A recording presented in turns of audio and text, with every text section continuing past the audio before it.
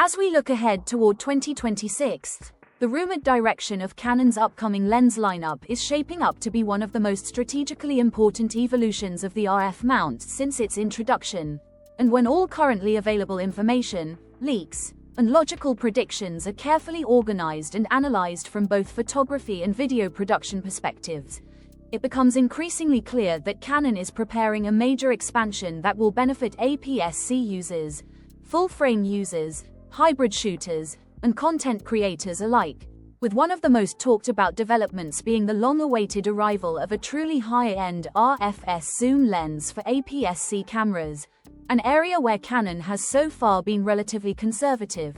as the existing RFS lineup has focused mainly on compact, lightweight, and entry to mid-level lenses such as the 10 to 18mm, 14 to 30mm, 18 to 45mm, 18 to 150mm, and 55 to 210mm, all of which prioritize portability over brightness, leaving users who demand strong low-light performance, shallow depth of field, and cinematic image quality relying heavily on full-frame RF lenses or third-party alternatives.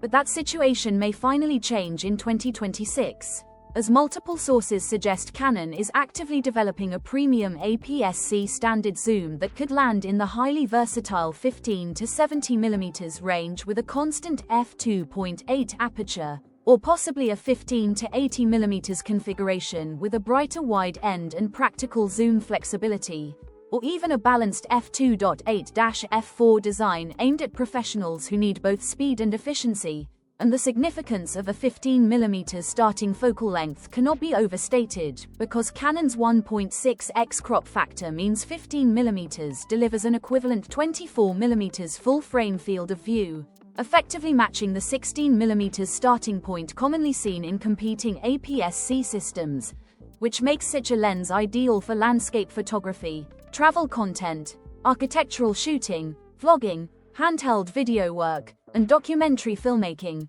And while third-party APS-C zooms like 17 to 40mm or 18 to 50mm f2.8 lenses have offered strong value, they have consistently been criticized for lacking true wide-angle coverage, slower autofocus integration, or weaker video-centric optimization. So a native Canon RFS high-end zoom with fast dual-pixel AF, optimized focus breathing control, strong edge-to-edge sharpness, and proper video performance could instantly elevate cameras like the EOS R7 and any future next-generation APS-C RF bodies into far more compelling hybrid systems, especially when considering how the limitations of the older EFM mount once restricted Canon's ability to build large aperture APS-C lenses due to design constraints such as unified filter sizes, whereas the RF mount's flexible optical design now allows Canon to freely engineer larger, brighter,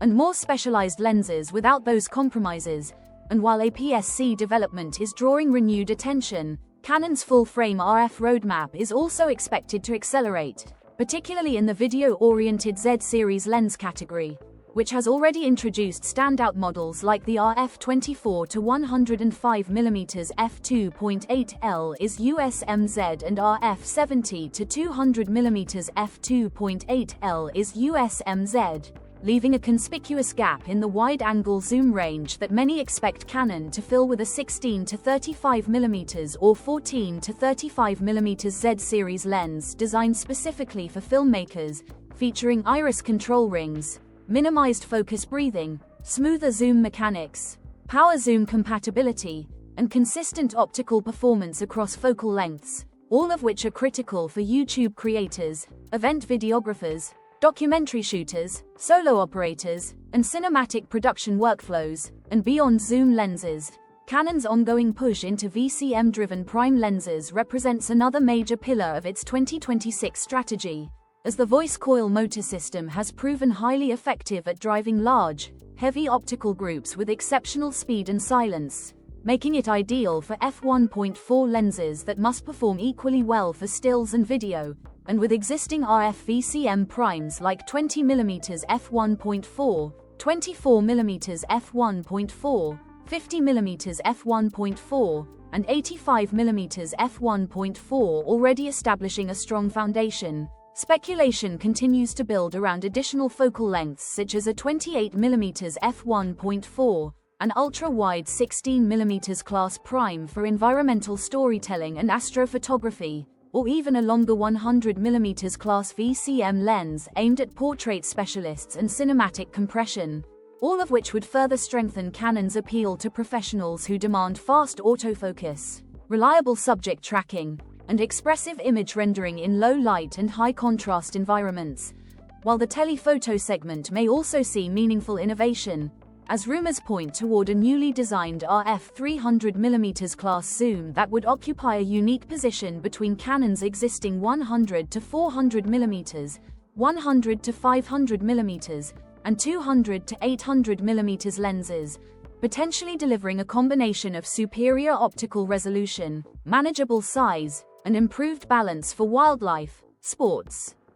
and aviation photographers who need reach without sacrificing mobility. And at the same time, Canon is widely expected to refresh several of its flagship L-series lenses, including possible successors to the RF 28 to 70mm f2L, the RF 400mm f2.8L is, and the RF 600mm f4L is, with improvements likely focusing on weight reduction, faster and smarter autofocus motors, enhanced communication with next-generation camera bodies, and refined optical coatings for better flare resistance and contrast. And when all of these developments are viewed together, it becomes increasingly clear that 2026 could represent a turning point for Canon users across all categories, as APS-C shooters may finally gain access to truly professional-grade native lenses. Full-frame users will benefit from deeper video-centric lens support, and the RF mount as a whole will continue to mature into one of the most complete mirrorless ecosystems on the market,